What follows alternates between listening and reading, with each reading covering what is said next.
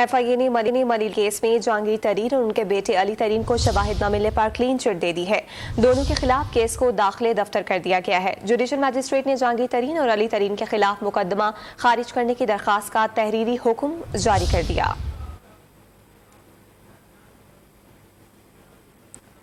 आपको आगाह कर रहे हैं, शवाहिद न मिलने पर जहांगीर तरीन और अली तरीन के खिलाफ जो मुकदमात थे उन्हें खारिज कर दिया गया है और FIA की जानिब से मनी लॉन्ड्रिंग केस में जहांगीर तरीन और उनके बेटे अली तरीन को शवाहिद न मिलने पर क्लीन चिट दी गई है।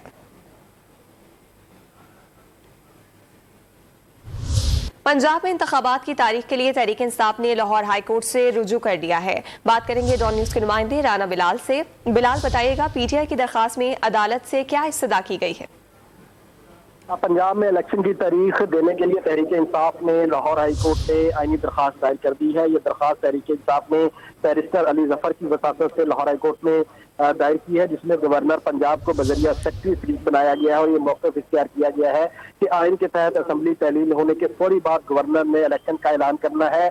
गवर्नर पंजाब इलेक्शन की तारीख का ऐलान नहीं कर रहे, जो कि आइन की खिलाफ वर्जी है और 10 दिन से जायद का वक्त गुजर चुका है। गवर्नर पंजाब की जानिब से इलेक्शन की तारीख का ऐलान नहीं किया गया और गवर्नर अपने हलफ की खिलाफ वर्जी कर रहे हैं। तहरीक इंसाफ ने अपनी दरखास्त में ये इस्तदा की है कि लाहौर हाई कोर्ट पंजाब में इलेक्शन की तारीख देने के लिए गवर्नर को हिदायत जारी करे।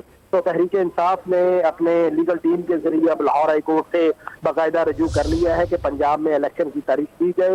इस अहम दरखास्त पर पीर के रोज जो है वो समाअत का इम्कान है। पीर के रोज समाअत का इम्कान है। बहुत शुक्रिया, आपने अपडेट किया बिलाल।